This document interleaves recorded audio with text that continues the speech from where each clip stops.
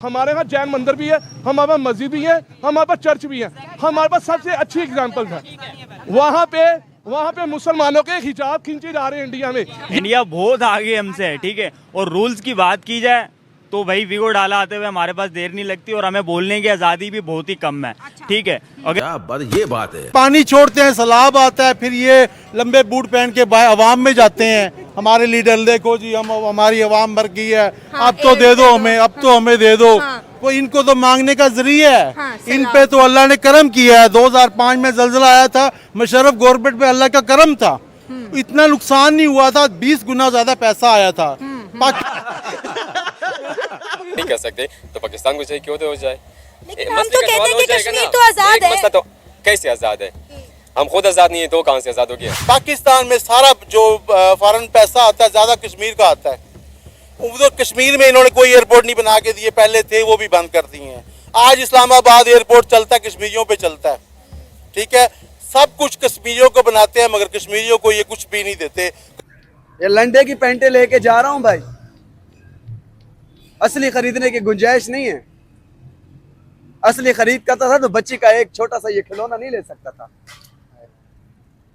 क्या का भाई, आधी तनख्वाह तो गई बिजली के बिल में।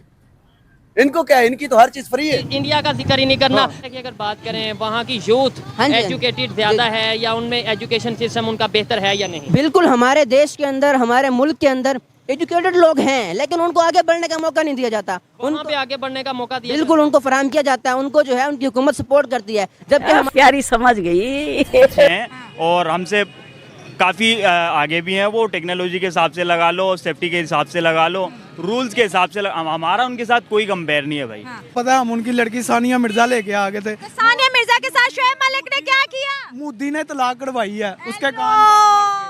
मोदी ने तलाक कढ़ाई है, हमें पता है। अंदर ये सब क्या देखना पड़ रहा है?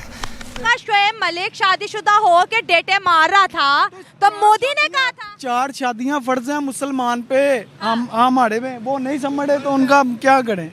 ये फर्ज है। हाँ जी। तो फिर सानिया मिर्जा ने ठेंगा दिखाया ना, तो वो छोड़ के चली गई। वो नहीं समझ इस्लाम।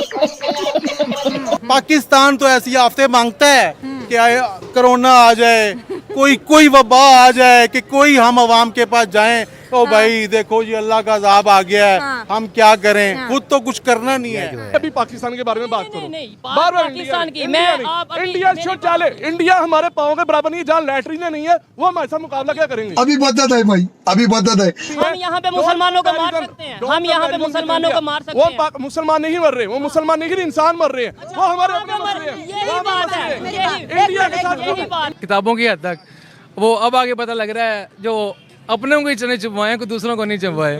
तो ये जो अब हमें पता चल गया कि 4 जंगों में से कोई भी नहीं जीता और हम कितने टाइम तक छुट्टी मनाते रहे हैं। 1965 की छुट्टी मिली है, जंग जीते थे। वैसे तो ज्यादा खामोश ही रहना चाहिए, ज्यादा मशवरे देने नहीं चाहिए, क्योंकि वो मशवरे वाले को ले जाते हैं, वैसा सिस्टम गोल करते हैं, बंदे को पता नहीं चलता। तो इंडिया की परेशानियां है तो हमारी कोई नहीं है। आप तो खुश हो? हम किधर जाएं? किधर खुश हैं? लगता मुसलमान ही नहीं है, उनको उधर के मुसलमानों की फिक्र है, इधर की कोई फिक्र नहीं है। शहबाज शरीफ कह रहा है अब जमहूरी मुल्क में रह रहे हो। हाँ, कौन से किधर रह रहे हैं? सारी चाय पी रहे हो। ठीक है, डूबे पाकिस्तान। पाकिस्तान भाड़ में जाए। पाकिस्तान को लगने दो जो कुछ से लगने हैं, ठीक है। बाकी ये है कि हमारे हुक्मरानों को चाहिए, कुछ इनको हया है कि यार 2-3 डैम बना दो तुम। हम अब इंडिया से जलील हो पानी पे, अब बांग्लादेश से हम जलील हो, अफगानिस्तान हमें धमकियां दे। हम इसलिए आज़ाद हुए थे, हम इस चीज़ की आज़ादी बनाते हैं कि हमें हर कोई आके बकरा बना दे, हर आंखें दिखा दे, और हम इस इंतजार में या अल्लाह बारिश हो जाए, या अल्लाह सलाब आ जाए। आप लोग जानते हैं कि भारत का सभ्य और संस्कृति कितना अच्छा है कि विदेशों में भी अपनाया जा रहा है। भारत के पीएम और भारत के सभी नागरिकों को विदेशी कितना इज्जत करते हैं और रिस्पेक्ट देते हैं। यहीं दुबई के शेख बोले हैं कि भारतीय बहुत अच्छे होते हैं और नियम कानून के उल्लंघन नहीं करते। लेकिन भिखारी पाकिस्तान में कुछ लोग हैं वो अपना अवकाश ही भूल जाते हैं और यह बात बोल रहे हैं कि भारत तो हमसे भी ज्यादा गरीब है और भारत में है क्या। लेकिन उन लोग यह बात पता नहीं है कि दुबई के शेख ने भी मना कर दिया है कि पाकिस्तानियों को कोई भी वीजा नहीं दिया जाएगा, क्योंकि यहाँ पे आके बहुत ज्यादा गैर कानूनी काम करते हैं और भीख मांगते हैं। तो पाकिस्तानियों के इंटरनेशनल बेइज्जती होने लगा है और पाकिस्तान इतना भिखारी देश है कि वहाँ पर पानी रोकने के लिए ड्रेम नहीं है और कोई भी देश पानी छोड़ देता है तो पाकिस्तान में बहुत ज्यादा नुकसान हो जाता है। और यह बात सोच के पाकिस्तान के पीएम भिखारी चाचा खुश हो जाते हैं कि अब जितना नुकसान हुआ है उससे 4 गुना बेसी पैसा मिलेगा हम लोग। तो चल देखते हैं कि पाकिस्तानी मीडिया इस पर क्या कुछ बोल रही है। तो बना रहे वीडियो का अंत तक, क्योंकि वीडियो बहुत मजेदार होने वाला है। एक्शन इंडिया ने बगैर इतला दिए दरियाए चनाब के अंदर बहुत बड़ा पानी का रेला छोड़ा है, जिसकी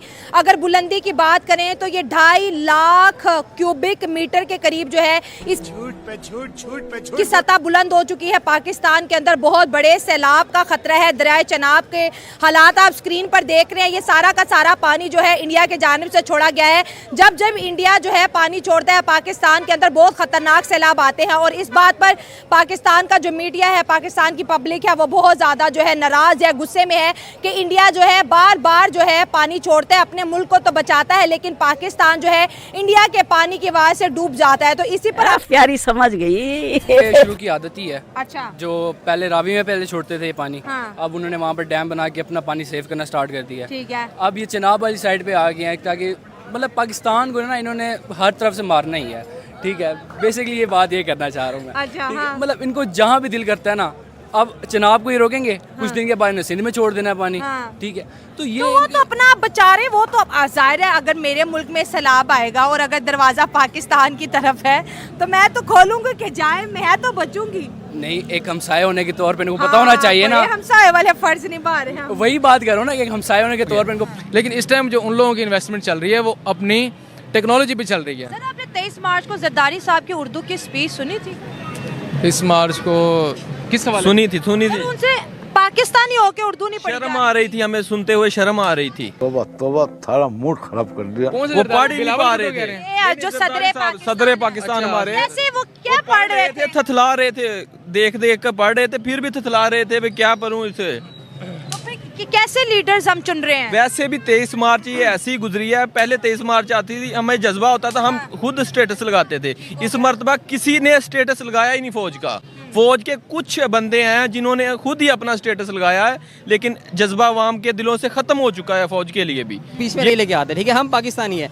अब हम बीइंग अ मुस्लिम, मैं मुसलमान हूँ, ला इलाहा इल्लल्लाह मुहम्मदुर रसूलुल्लाह, मैंने अपनी कब्र का हिसाब देना है। ठीक है, हमने बेसिक चीज़ें, अगर इंडिया ने ग्रो किया आईटी में वो 5वें नंबर पे, तो मेरे भाई उसकी गवर्नमेंट का हाथ नहीं है। ठीक है, उनका जो है, उनके जो बंदे इटसेल्फ है, उनके अंदर क्रिएटिव माइंड है। ठीक है, वो अगर पॉलिटिक्स में भी आते हैं तो वो एक लिमिटेड उसके तक आते हैं। हम लोग क्या करते हैं, हम अपनी हर चीज़ को क्रॉस कर जाते हैं। ठीक है, मज़हब ले आते हैं, हम उसको कोई से भी कश्मीर का इशू ले आते हैं, सारे मामला। देखें, कोई भी आप किसी भी पॉलिटिशियन पार्टी से हैं, कौन बंदा चाहेगा कश्मीर पे जुल्म हो? आप चाहेंगे? कोई भी नहीं चाहेगा। आप चाहेंगे? कोई इंसान दुनिया का, मैं कहता हूँ पाकिस्तानी नहीं चाहेगा। देखिए, एक वो सबसे पहले हमें अपनी इस्लाह की जरूरत, हमें अपनी एजुकेशन की नीड है। हम अपना टाइम से करें। अब यहाँ पे ट्रैफिक जाम है, कहीं भी ये कोई भी पॉलिटिशियन है, ठीक है, वो तो नहीं ये कह रहा कि आपने इस चीज़ को गलत करना है। अच्छा, सेकंड थिंग, सबसे इंपॉर्टेंट बात ये है, देखें, हमारे यूथ के लिए एक मैसेज है, आगे आ जाएं कि मेरे भाइयों, खुदा का वास्ता कि आप किसी भी पॉलिटिशियंस के बीच में ना लगें, भले वो अपना पॉलिटिकल पार्टी है या कोई मजहबी पार्टी है। हम सब के अकायद की इज्जत करते हैं। और दूसरा, अगर आप पॉलिटिकल वे में भी आ रहे हैं तो आपके अंदर सबसे पहले हौसला और बर्दाश्त होनी चाहिए। पाकिस्तान फर्स्ट